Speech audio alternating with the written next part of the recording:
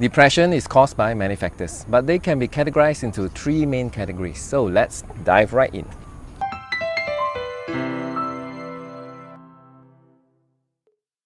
First of all, let me give you the bad news. The bad news is that there is no single cause of depression amongst teenagers.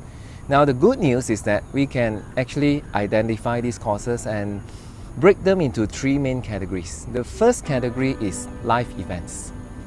Research has been proven that adverse life events on a continuous basis over a period of time, let's say 3 years, will create a higher chance of the teenager to fall into depression.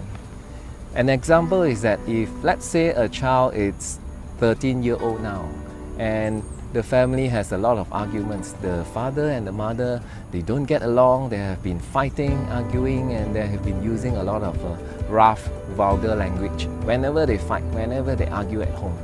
And the household is always noisy, there's a lot of fights, there's no peace.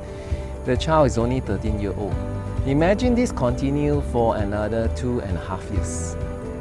Now, at that point, the child will be around 15. And he goes to a new school. In this new school, he didn't get along with the group of students or the group of classmates. He got bullied. He is a victim of bullying in school and also online. So he faced bullying in school, he faced bullying whenever he goes on the internet, whether it's Facebook or Instagram. He's been bullied at age 15.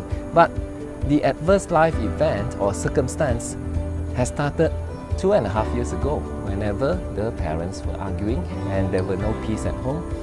15, he was bullied in school and on the internet. So this bullying can be a trigger that caused the teen to feel very, very sad, very, very unworthy, and later on, there's a chance to fall into depression. The second category is personal factors. It can be related to genetics or personality. There are 4 subcategories in this category called personal factors. The first one is family history.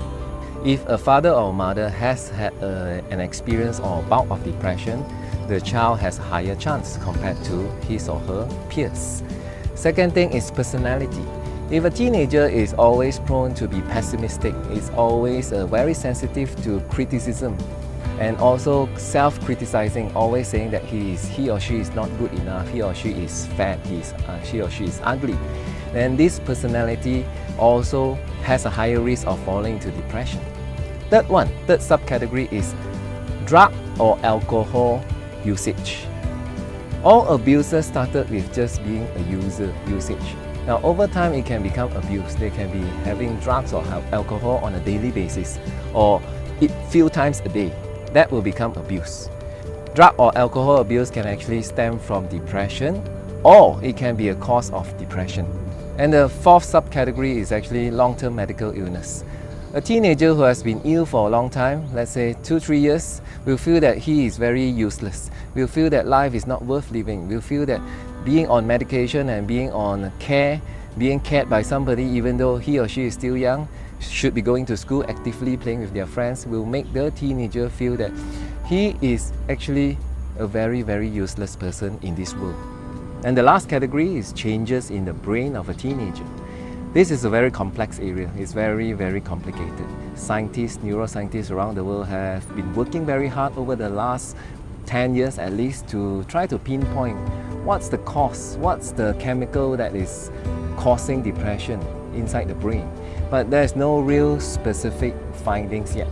What we can say is that it's not due to chemical imbalance. It's not because there's a very lacking of certain chemical in the brain or too much of other chemical in the brain. There's no real significant findings to prove that or to say that that is something that is very clear-cut.